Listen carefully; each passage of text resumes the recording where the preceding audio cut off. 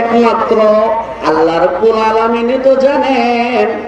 আমাকে কিয়ামত সম্পর্কে কিছু ধারণা দেন, কিয়ামত কখন হবে, মাতা সাআ, কিয়ামত কখন হবে।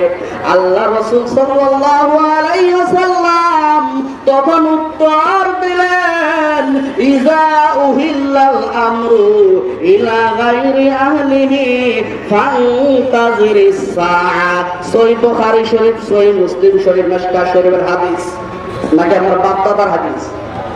বাংলাদেশে তো বাপ দাদাদের কিছু হাদিস আছে নাকি, এগুলো হচ্ছে made in Bangladesh, made in Bangladesh.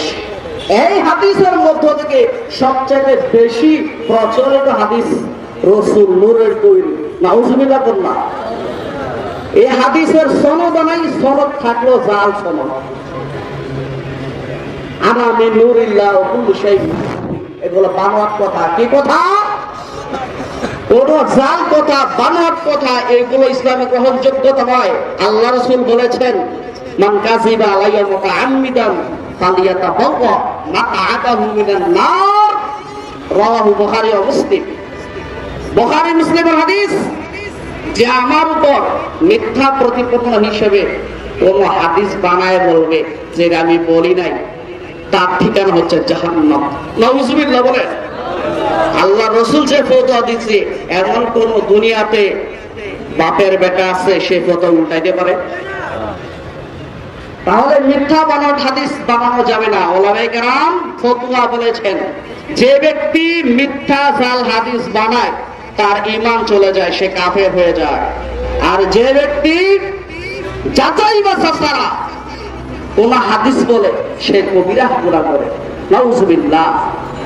যাই বলতেছিলাম, এগুলো আমার বাপ দাদা মেড ইন বাংলাদেশের হাদিস নয়, সহিহ বুখারী মুসলিমের হাদিস, সহিহাইন যে হাদিসকে বলে। আল্লাহ রাসূল সাল্লাল্লাহু আলাইহি সাল্লাম সাহাবীকে উত্তর দিচ্ছে, ও আমার সাহাবী, যখনই দেখবা অযোগ্য লোকদের হাতে দায়িত্ব চলে যাচ্ছে, আমানতের খেয়ানত করা হচ্ছে, তখন ফান্তাজিরিস সাআ, আল্লাহ রাসূল বলেন, তখন থেকেই তুমি কিয়ামতের অপেক্ষা করতে থাকো। আজকাল যে দেখো মুসলমান প্রত্যেকটা কাজে কর্মে অযোগ্য লোকেরা চাকরি পাচ্ছে, আর যোগ্য লোকেরা ঘুষের কারণে চাকরি পাচ্ছে না। কথা ঠিক কিনা? ঠিক কিনা? আল্লাহ রাসূল পিস্তলের গুলি মিস হবে, রাসূলের হাদিস হচ্ছে কিনা? প্রত্যেকটা সেক্টরে দেখবা অযোগ্য লোকেরা চলে যাচ্ছে, আর যোগ্য ব্যক্তিরা ঘুষের কারণে চাকরি নিতে পারছে না। তখন থেকে তুমি কিয়ামতের জন্য অপেক্ষা করতে থাকো। যে শাসন করার যোগ্য নয় সে শাসন করতে থাকবে। আল্লাহ রাসূল কিন্তু আম ভাবে বলেছেন, ব্যাপক ভাবে বলেছেন, কিয়ামতের আলামত কিন্তু সারা বিশ্বে শুরু হয়ে গিয়েছে। আল্লাহ রাসূল সাল্লাল্লাহু আলাইহি সাল্লাম আরো বলেন, যখন দেখবা যে মিথ্যাবাদী তাকে সত্যবাদী মনে করা হবে, আর যে সত্যবাদী তাকে মিথ্যাবাদী হিসেবে গণ্য করা হবে, তখন কিয়ামতের অপেক্ষা করো। আজকাল হচ্ছে কিনা, যে মিথ্যাবাদী হারবে, লোকটা তো বহু চালাক রে, লোকটা তো বহু চালাক। যে বোকা বানাইতে পারে মিথ্যা কথা বলে, সে বলে চালাক। নাউজুবিল্লাহ বলতেন না? এ নাউজুবিল্লাহ বলতেন না আপনারা?